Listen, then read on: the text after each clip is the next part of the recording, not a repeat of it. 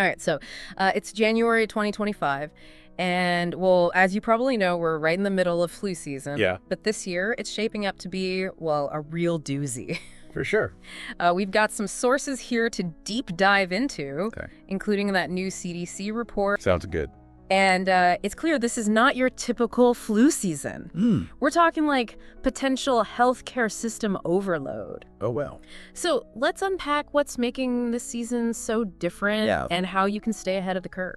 Okay, so one thing that's really striking is that peak flu activity in January isn't unusual, but the intensity this year is off the charts. Yeah. The CDC is predicting elevated activity for several more weeks. Oh, wow. Potentially stretching all the way through March. Wow. Okay, so we're in for a long haul. But hold on, because it gets even more interesting. Okay. It seems we're not just dealing with the usual flu suspects this time around, are we? Right. We've got this triple threat situation brewing. Influenza, Norovirus, and RSV, all circulating simultaneously. Wow. This is putting a ton of pressure on healthcare systems and making it much harder to diagnose what you've got. Right.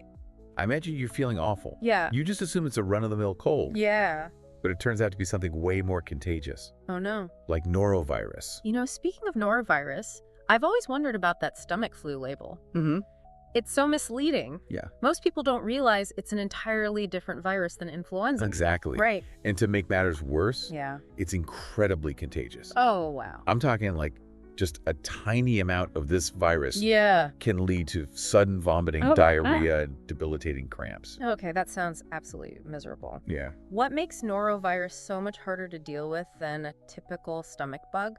Is it just the intensity of the symptoms, or is there something else going on? It's a combination of factors. Okay. Norovirus is incredibly resilient. Really? And it can survive on surfaces for days, even weeks. Oh, my gosh. And unlike some viruses, hand sanitizers aren't as effective against it. Oh, really? So you can imagine how quickly it spreads in crowded environments, right? Like schools or cruise ships. That explains those infamous cruise ship outbreaks. Right. So we've got this highly contagious, resilient virus that can knock you down for days. For sure. That's definitely not something to mess with. No. But let's shift gears for a moment and talk about the third player in this viral trifecta. Okay. RSV. This one seems to be particularly worrisome for parents and caregivers of young children. Absolutely. RSV, or respiratory syncytial virus, primarily attacks the respiratory system. Okay. While most healthy adults experience cold-like symptoms, RSV can be serious for infants and older adults. Right. Their airways are much smaller. Yeah. So even mild inflammation can lead to significant breathing difficulties. Right. It's kind of like trying to breathe through a tiny straw. Oh, wow. You know. Yeah, that's a powerful image. The CDC report mentioned RSV complications, like bronchiolitis and pneumonia. Right. Can you break those down for us a little? Yeah. What exactly are they? Great. And what makes them so dangerous, especially for the little one? Bronchiolitis is essentially inflammation of the tiny airways in the lungs. Okay. While pneumonia is an infection of the lung tissue itself. These conditions can be terrifying for parents because they can make it really difficult for babies to breathe. Right. In severe cases, hospitalization might be necessary for oxygen support and other treatments. Wow, that's really scary. Yeah. So what should parents be watching out for? What are some early warning signs that their child might be developing a more serious RSV infection? Keep a close eye out for rapid breathing. Okay. Wheezing. Yeah. A persistent cough that worsens over time. Okay. And any signs of labored breathing? Right. If your baby seems lethargic, is having difficulty feeding, or shows any signs of struggling to breathe, seek immediate medical attention. This is all such vital information, especially given how prevalent these viruses are right now. Right. But the big question is, what can we do to protect ourselves and our loved ones? Well, you're probably tired of hearing this. Yeah. But vaccination remains the cornerstone of prevention. Okay. The CDC strongly recommends flu shots for everyone 6 months and older. Right. And there's also an RSV vaccine available for certain high-risk groups. Okay, so vaccination is key. Yes. But given how these viruses, especially the flu, are constantly evolving, how effective are the current vaccines? That's a crucial point. Yeah. While this year's flu vaccine appears to be a good match for the circulating strains, flu viruses are notorious for their ability to mutate and evolve. Yeah. That's why our ongoing research and development of new vaccines and antiviral treatments are essential in our fight against these ever-changing threats. That makes total sense. So in addition to vaccination, what other preventative measures can we take? Think of it this way. Okay. Vaccines are like building a strong fortress to defend against invaders. But good hygiene practices are like having vigilant guards patrolling the walls. I like that. Frequent hand washing with soap and water is still one of the most effective ways to prevent the spread of germs. Yeah. Especially for something like norovirus, which is notoriously difficult to kill with hand sanitizers. So it's a multi-layered approach. Exactly. It's talking vaccines, hand washing, and what else? What about masking? Is that still recommended, especially with these highly contagious viruses circulating? Masking, especially in crowded indoor settings, can still be a valuable tool in preventing transmission.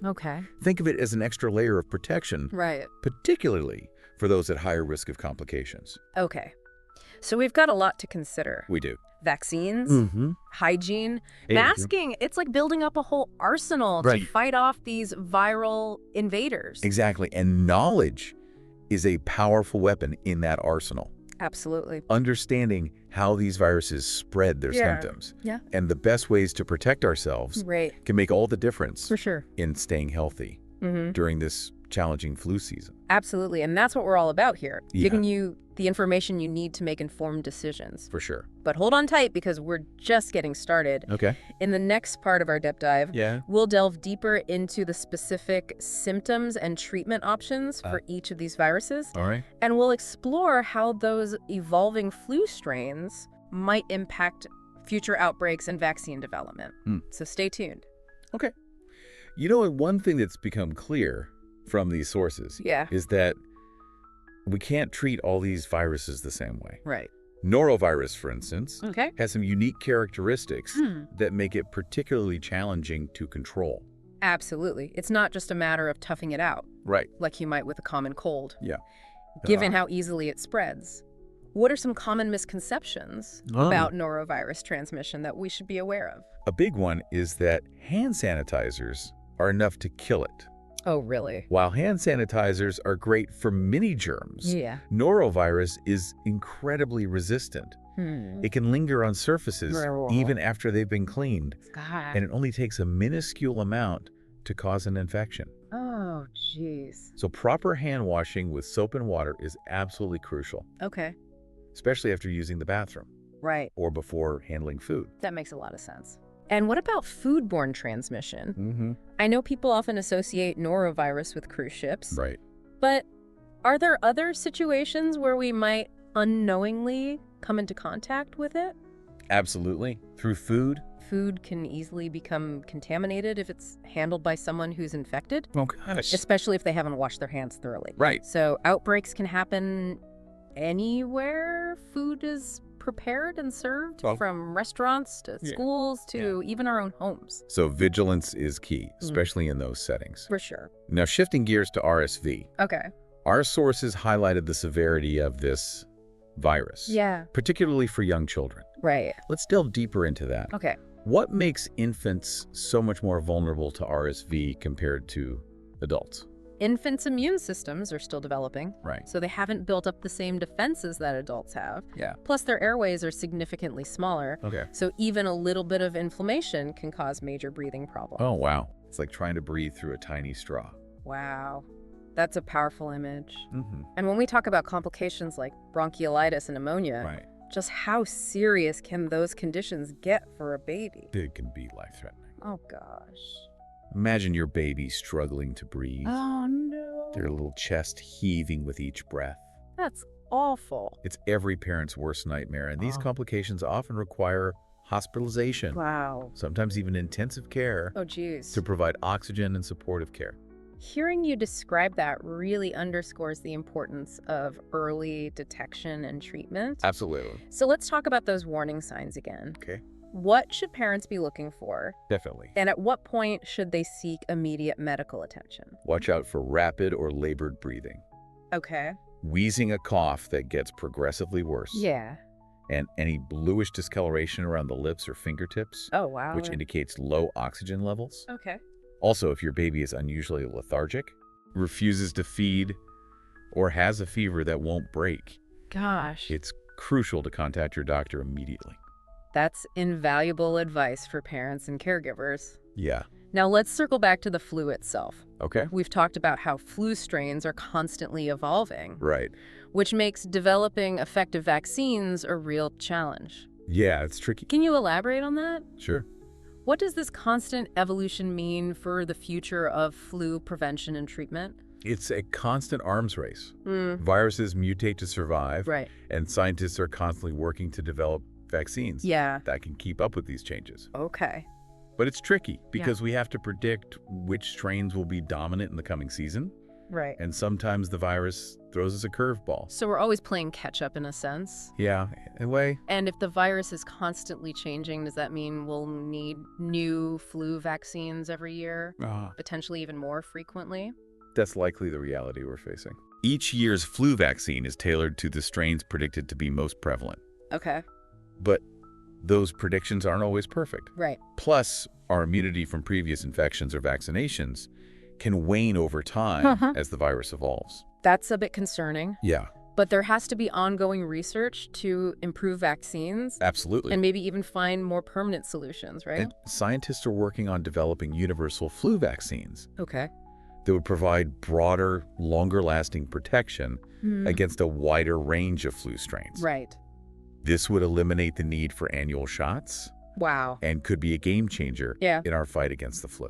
That sounds incredibly promising. It is. And until those universal vaccines become a reality, what can we do to minimize our risk and keep those evolving flu strains at bay?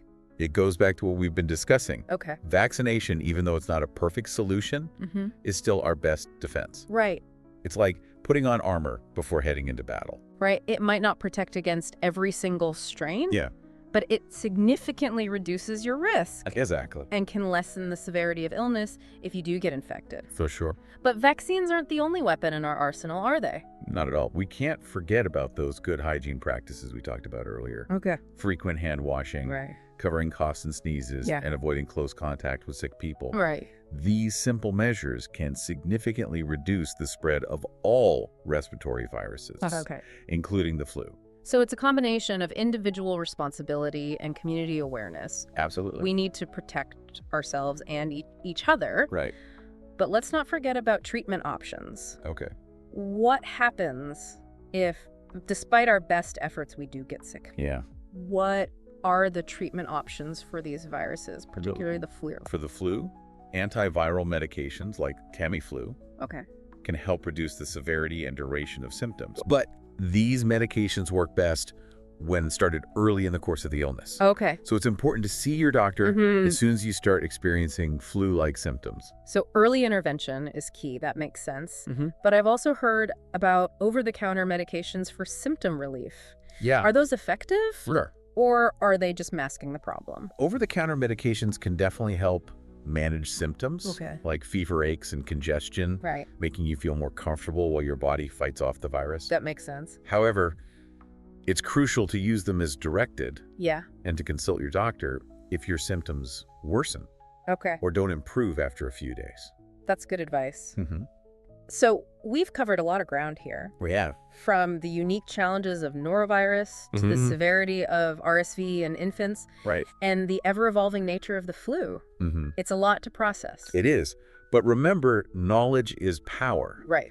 The more we understand about these viruses, the better equipped we are to make informed decisions about our health. I completely agree. And while this information might seem overwhelming at times, it's empowering to realize that we have tools and strategies to protect ourselves and our loved ones. Absolutely. But hold on, because there's one more fascinating aspect we need to explore. Okay. Our sources mention that scientists are delving into how flu strains evolve, not just year to year, but over longer periods. Interesting. What does that research tell us, and what could it mean for the future of flu prevention? Yeah.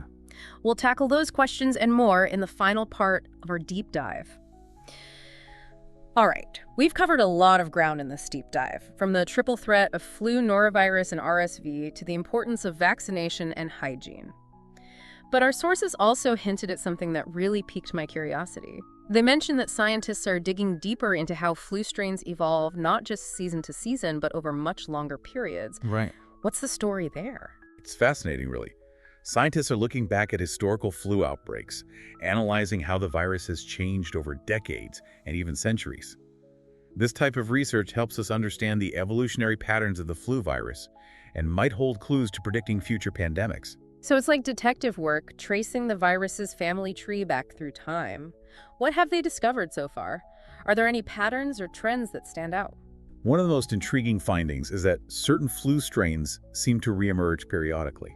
It's like the virus has a playbook and it recycles some of its old tricks every few generations. This insight is incredibly valuable for vaccine development because it suggests that we might be able to anticipate which strains are most likely to cause trouble in the future. That's amazing. It's like knowing your opponent's next move in a chess game. But how does this long-term perspective on flu evolution impact the development of those universal flu vaccines we talked about earlier? It's all connected. By understanding the historical patterns of flu evolution, scientists can identify the parts of the virus that are most stable and less likely to mutate. These stable regions become prime targets for developing universal vaccines that could provide broader, more durable protection against a wider range of flu strains. Okay, so instead of chasing after every new mutation, scientists are focusing on the core elements of the virus that remain relatively unchanged over time. That's brilliant. Exactly. It's like finding the virus's Achilles heel. If we can target those stable regions, we might finally have a weapon that can provide long-lasting immunity regardless of how the virus tries to evolve. That's a game changer. It would revolutionize flu prevention and potentially save countless lives. But until those universal vaccines become available, what practical steps can we take now to protect ourselves and our communities, especially knowing that these viruses are constantly evolving? It all comes down to a multifaceted approach. First and foremost, vaccination remains crucial. Even though current vaccines may not be perfect, they still offer significant protection and reduce the severity of illness. Right, it's like putting on a seatbelt. It might not prevent every accident, but it drastically increases your chances of survival. Exactly. But beyond vaccination, we can't underestimate the power of simple hygiene practices. Frequent hand washing, especially after being in public places, can significantly reduce transmission. And what about masking? Is that still a recommended strategy, especially given the high contagiousness of these viruses? Masking, particularly in crowded indoor spaces, can still be an effective barrier, especially for those at higher risk of complications. It's an extra layer of protection that we shouldn't dismiss. So it's about being proactive, being aware of our surroundings, and taking those simple steps to protect ourselves and those around us. It sounds like individual responsibility plays a big role in staying ahead of these evolving viruses. Absolutely. But it's also about community awareness and public health initiatives. Investing in research, improving sanitation, and promoting health education are all vital components of a comprehensive strategy. It's a collective effort, then. We all have a part to play in this ongoing battle against infectious diseases. Well, we've explored a lot in this deep dive, and I have to say, I feel much more informed and empowered. What's the biggest takeaway for you? For me, it's the realization that while these viruses are formidable adversaries, they're not unbeatable. Knowledge is our most potent weapon. The more we understand about how these viruses operate and evolve, the better equipped we are to develop effective prevention and treatment strategies. I couldn't agree more. And that's what these deep dives are all about, equipping you with the knowledge and insights you need to navigate this complex world. So as we wrap up, I want to leave you with this thought. The sources we've explored today paint a picture of a constantly evolving landscape when it comes to viruses like the flu. But with ongoing research, scientific advancements, and individual and collective action, we can stay ahead of the curve and create a healthier future for everyone. Thanks for joining us on this deep dive into flu season 2025. Until next time, stay curious, stay informed, and stay well.